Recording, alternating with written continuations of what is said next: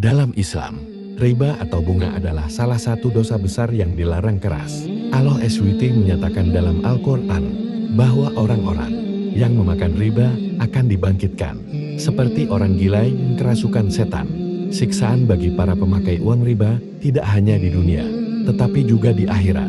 Di dunia, harta dari riba membawa keburukan dan kerusakan, serta menjauhkan pelakunya dari berkah alam. Di akhirat, mereka akan dihadapkan dengan azab yang pedih. Nabi Muhammad SAW pun bersabda bahwa riba memiliki 70 tingkatan dosa. Yang paling ringan pun setara dengan berzina dengan ibu sendiri. Karena itu, umat Islam diperintahkan menjauhi riba agar selamat dari siksaan dan azab Allah. Dalam Islam, ada beberapa gaya atau cara sholat yang dianggap haram atau tidak sah karena tidak sesuai dengan tata cara yang ditetapkan dalam syariat. Berikut adalah gaya sholat yang dianggap haram atau tidak sah. 1. Sholat tanpa rukun yang lengkap.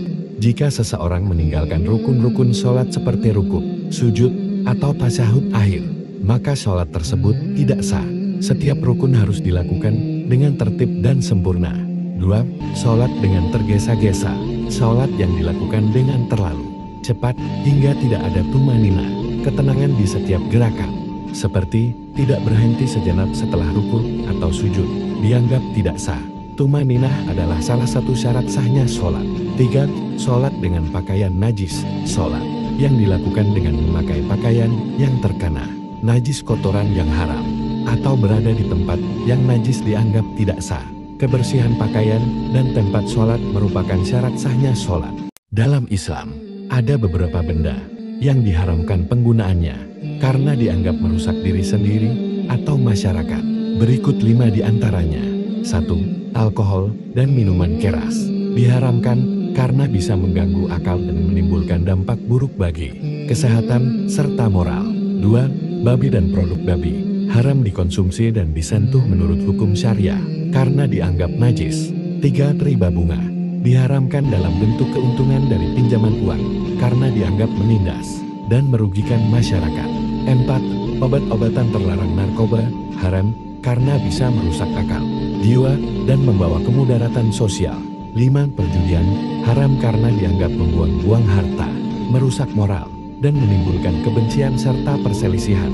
Penggunaan benda-benda ini dilarang demi menjaga kesejahteraan individu dan masyarakat dalam Islam. Dalam Islam, malaikat maut adalah makhluk yang ditugaskan untuk mencabut nyawa setiap makhluk hidup. Menurut beberapa pandangan, malaikat maut mendatangi manusia secara berkala untuk mengingatkan bahwa kematian bisa datang kapan saja. Ada pandangan bahwa malaikat maut mengunjungi manusia setiap 21 menit sebagai simbol bahwa kita harus senantiasa siap. Hal ini menegaskan pentingnya selalu memperbaiki diri, meningkatkan ibadah, dan mendekatkan diri kepada Allah. Karena kematian adalah suatu kepastian yang waktunya tidak diketahui.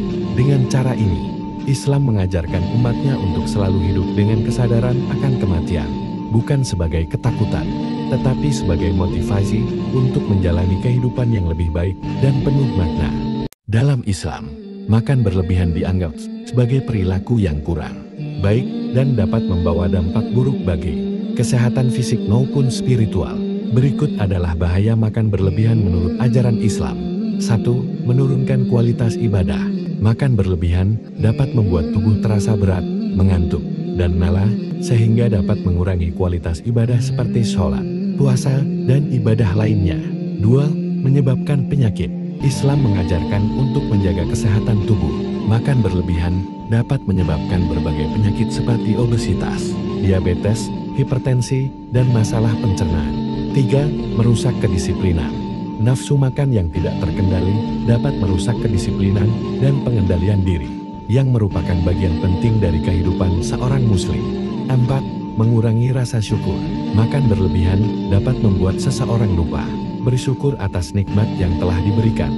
Dalam Islam, ada beberapa jenis barang yang diharamkan untuk digunakan karena bertentangan dengan prinsip-prinsip syariah. Berikut adalah jenis barang yang haram digunakan.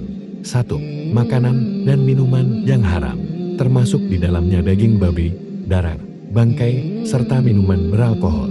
Ini secara jelas diharamkan dalam Al-Quran dan hadis. 2. barang-barang hasil pencurian atau korupsi, menggunakan barang hasil dari tindakan yang tidak sah atau tidak adil, seperti barang curian, korupsi, atau penipuan, dianggap haram karena melibatkan kezaliman dan melanggar hak orang lain. 3. Riba, barang dari hasil riba, barang-barang yang diperoleh dari hasil riba atau bunga yang berlebihan juga diharamkan. Islam melarang praktik riba karena dianggap eksploitatif. 4. Barang yang berasal dari jual beli yang diharamkan, seperti jual beli minuman keras, narkoba. Dalam Islam, tidak ada keterangan khusus yang menunjukkan bahwa hari Selasa memiliki keutamaan yang sangat istimewa dibandingkan dengan hari-hari lainnya. Namun, ada beberapa riwayat yang menyebutkan peristiwa penting atau kejadian yang terjadi pada hari Selasa. Salah satu hadis yang menyebutkan tentang hari Selasa diriwayatkan oleh Imam Ahmad dari Jabir bin Abdullah. Dalam hadis tersebut disebutkan bahwa Rasulullah SAW pernah menyatakan bahwa hari Selasa adalah hari di mana darah pertama kali mengalir, yakni pembunuhan pertama terjadi. Dan itu dianggap sebagai hari di mana banyak musibah terjadi. Hadis ini menjadi dasar pandangan sebagian orang bahwa hari Selasa adalah hari yang dihindari untuk memulai suatu pekerjaan penting. Meskipun pandangan ini tidak disepakati oleh semua ulama, dianjurkan untuk beribadah dan berbuat kebaikan seperti di hari-hari lainnya.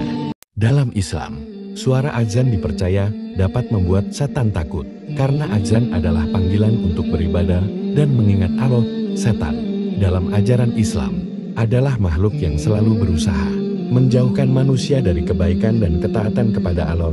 Ketika azan dikumandangkan, ia mengingatkan manusia akan kekuasaan Allah, dan setan tidak tahan mendengar seruan tersebut, karena azan mengajak kepada kebaikan, salat, dan ketundukan pada Allah. Oleh karena itu, dalam hadits disebutkan bahwa setan lari ketika mendengar azan, karena suara itu menegaskan kebesaran Allah yang mereka tolak.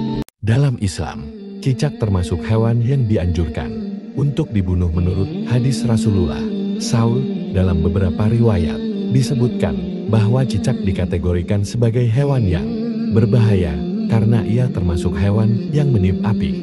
Saat Nabi Ibrahim AS dilemparkan ke dalam api oleh Raja Namrud, salah satu hadis yang menyebutkan hal ini adalah dari Aisyah radhiyallahu anha. Ia berkata, Nabi memerintahkan untuk membunuh cicak, dan beliau menyebutnya sebagai hewan fasik. Dalam riwayat lain juga disebutkan bahwa membunuh cicak di awal pukulan mendapatkan lebih banyak pahala dibandingkan pukulan berikutnya. Barang siapa yang membunuh cicak dengan 1 kali pukulan, maka baginya 100 kebaikan. Jika pada pukulan kedua, maka baginya kurang dari itu. Dan jika pada pukulan ketiga, maka baginya kurang dari itu. Dalam Islam, ada beberapa hewan yang sering dikaitkan dengan makhluk gaib atau jin. Berikut adalah hewan yang sering disebut berpotensi sebagai jelmaan jin dalam kepercayaan populer. 1. Ular. Dalam beberapa riwayat, ular dianggap bisa menjadi salah satu wujud yang diambil oleh jin. Rasulullah SAW menyarankan untuk memperingatkan ular yang masuk ke dalam rumah sebanyak 3 kali sebelum membunuhnya, karena mungkin itu adalah jin yang sedang menyamar. 2. Anjing hitam. Dalam hadits, Rasulullah SAW pernah menyebut bahwa anjing hitam adalah salah satu makhluk yang bisa menjadi perwujudan jin, karena dalam warna hitam tersebut bisa terdapat kekuatan yang lebih kuat daripada wujud lainnya. 3. Kucing hitam. Sama seperti anjing hitam, kucing hitam seringkali dianggap sebagai perwujudan jin atau tempat tinggal jin.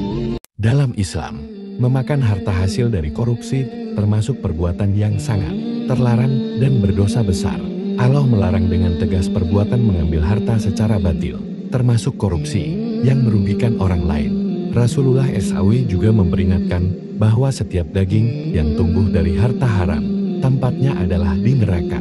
Harta yang diperoleh melalui cara yang tidak halal, seperti korupsi, akan mendatangkan azab yang berat di akhirat. Selain itu, hidup di dunia juga tidak akan mendapat keberkahan. Harta haram tidak membawa kebaikan, melainkan hanya musibah dan penderitaan baik bagi pelaku maupun keluarganya.